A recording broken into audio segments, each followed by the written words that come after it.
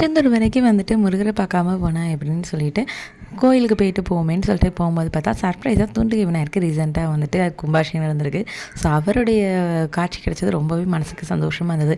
48 டேஸ்க்குள்ளே சர்ப்ரைஸாக நான் பிளானே பண்ணாமல் எனக்கு கிடைச்சது ரொம்ப சந்தோஷமாக இருந்தது.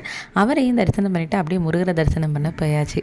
வீட்டில் இருந்து கிளம்பும் போதே அம்மா சொல்லியிருந்தாங்க, இன்கேஸ் நீ கோயிலுக்கு போகிறதா இருந்ததுன்னா துட்டு போகுதுன்னு பார்க்காத 100 டிக்கெட் எடுத்துகிட்டு போயிரு, ஏன்னா முன்னாடி மாதிரிலாம் பொது தரிசனம் கிடையாதுங்கிற மாதிரி சொன்னாங்க. நான் கோயிலுக்கு வந்து 1.5 இயர்ஸ்க்கு மேலே ஆகுது. ஸோ வந்துட்டு எப்பொழுதுமே அம்மா கூட இல்லை யார் கூடயாவது வருவேன். தனியாக வந்தது இல்லையா, இதுதான் ஃபஸ்ட் டைம் வேறு. பொது தரிசனத்துலேயே போவோன்னு சொல்லிட்டு பார்த்தோம்னா எந்த சைடு போகணுன்னே தெரியாத மாதிரி திகச்சிட்டு இருந்தேன். ஏன்னா கோயிலுடைய வெளித்தோற்றமே ரொம்பவே வித்தியாசமாக இருந்தது. சரின்னு சொல்லிட்டு 100 டிக்கெட் எடுத்துகிட்டு வந்தது பார்த்தா தான் தெரியுது 4 ஹவர்ஸ் கிட்டக்க ஆகும் அப்படிங்கிற மாதிரி சொல்லிட்டு இருந்தாங்க பொது தரிசனத்தில். அப்படியே வர வழியில் நீர்மோர் பந்தல் எல்லாம் போட்டிருந்தாங்க. நான் நல்ல மோர்லாம் குடிச்சிட்டு பஸ் ஸ்டாண்டை காணும் தேடினோம்னா கடைசி பஸ் ஸ்டாண்ட்லாம் பழைய மாதிரி கிடையாது.